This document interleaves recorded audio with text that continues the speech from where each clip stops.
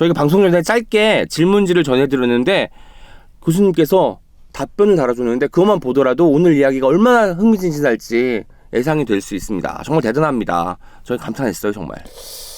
계속 부담스러운데요.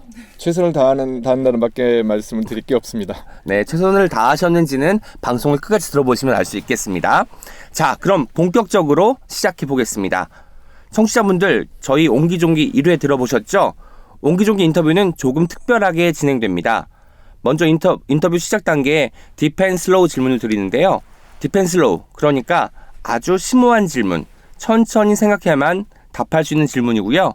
인터뷰는 이 질문에 대한 답을 찾아가는 여정이라고 생각하시면 됩니다.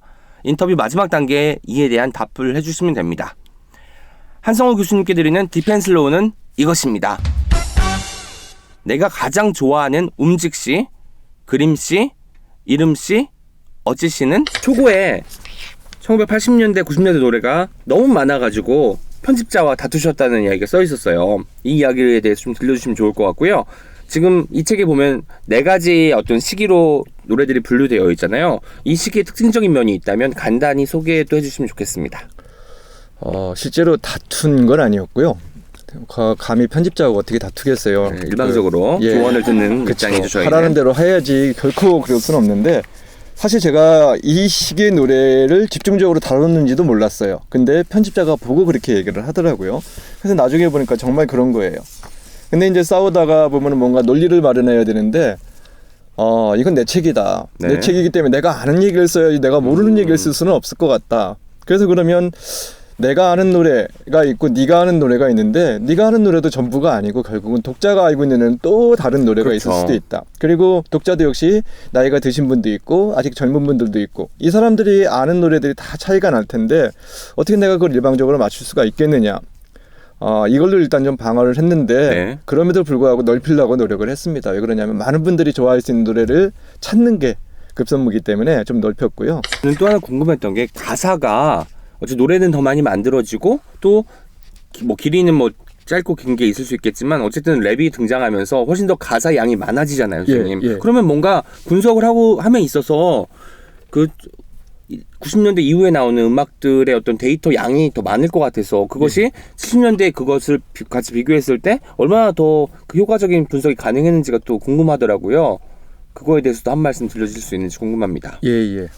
이건 뭐 논문 쓰는 사람들 얘기인데요. 그 1900년대, 1990년 정도부터 갑자기 연구자들의 논문이 길어지기 시작해요. 이걸 가지고 이제 사람들이 말이 많았는데 그거의 결정적인 이유가 뭘까?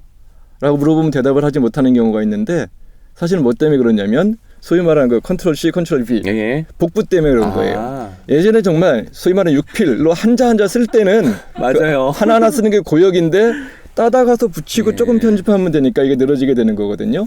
유행가를 뭐 흔히 젊은이들의 노래라는 말로 많이 그 소개를 하잖아요. 근데 아무래도 5기로 분류하신 2000년도 이후의 곡은 교수님이 막 열심히 듣는 곡들은 아닐 거 아니에요. 그럼에도 이 시기의 곡 중에서 교수님이 또 좋아하시는 곡이 있는지도 궁금합니다. 근데 사실 뭐 예를 들어서 뭐 미쳤어 같은 또는 링딩동 같은 노래를 들여다보면은 저 사람은 정말 용감하구나. 왜 그러냐면 링딩동 같은 걸 정말 의미 없는 그 말소리를 쭉 나열하면서 노래를 만들었거든요. 근데 잘 만들었어요. 새로운 시대들을 그러니까 열어가면서 힘들었겠지만 저런 시도를 통해서 좋은 노래가 만들어지는 거는 뭐 감동할 수밖에 없겠죠. 미쳤어도 마찬가지로 제목부터 정말 미쳤는데 또는 이제 그 뮤직비디오를 봐도 네. 어떻게 저렇게 찍을까 싶었는데 귀에 한번 들으면 이제 그 나가지 않을 정도로 그렇게 중독성이 있는 이렇게 뭔가 그 문열이의 노래들 같은 경우에는 제가 또 좋아할 수밖에 없더라고요. 2013년에 발표된 방탄소년단의 팔도강산을 무척 좋게 평가하셨고 책이 나온 후에 방탄소년단한테 직접 책을 또 사인하셔서 선물도 하셨어요. 이 애정의 어떤 발언이 어디에 있을까요? 좋아하던 그 가수들 또는 이제 그 그룹은 아니었어요. 제가 아까도 말했듯이 뭐 워낙 그 거리가 있는데 근데 이제 이 기회를 통해서 이제 검색도 하고 그다음 유튜브도 계속해서 보는데 보통 그날이 한 새벽 4시 반 정도였던 것 같아요. 4시 반 정도에 이걸 딱 보다가 눈이 갑자기 동그래지는 거예요. 그 뮤직비디오를 보는데 유튜브로 영상을 보셨어요? 예. 아니 이 친구들이 내 수업을 들었나? 아니면 혹시 내 책을 읽었나?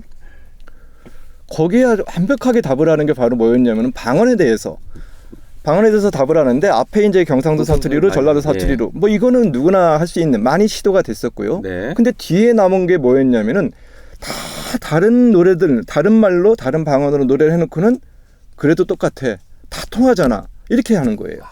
방언을 얘기하는 사람들은 늘 다름을 얘기하거든요. 또는 잘못된 것을 얘기해요. 표준어하고 다르니까 잘못된 거고 그다음에 경상도와 전라도가 다르다고 이렇게 얘기하는데 근데 뭐 남북 정상회담 할 때도 통역 없거든요.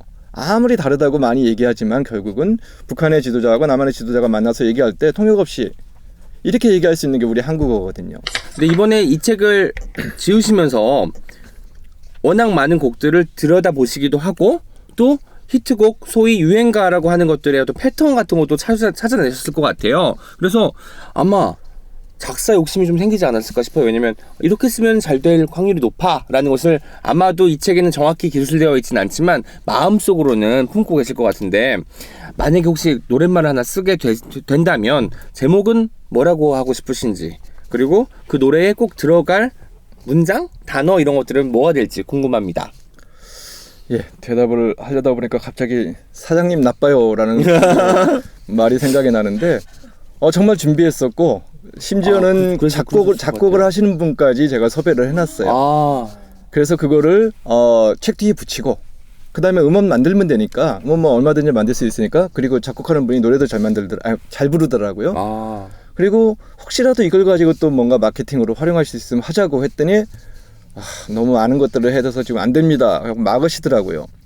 제가 좀 작사가로 데뷔할 수 있는 기회가 있었는데 그걸 막으셔서 좀 많이 서운합니다. 이제 슬슬 정리할 시간이 됐어요, 선생님. 처음에 제가 디펜슬로우 질문 드린 거 기억하시죠? 예. 내가 가장 좋아하는 움직시, 그러니까 동사요. 내가 가장 좋아하는 그림시, 형용사, 이름시, 명사, 어찌시, 부사. 이거에 대한 답을 마지막으로 듣고 싶거든요. 느린 노래를 깊이 부르마. 옹기종기 청취자 여러분들이 많이 댓글로 한성우 교수님의 오늘 방송과 이 책에 대한 어떤 그 리뷰 과정을 남겨주실 거라고 믿습니다. 오늘 나와주셔서 다시 한번 감사합니다. 감사합니다. 책방, yes, 책방, yes, 책방, yes, 책방. Check it out.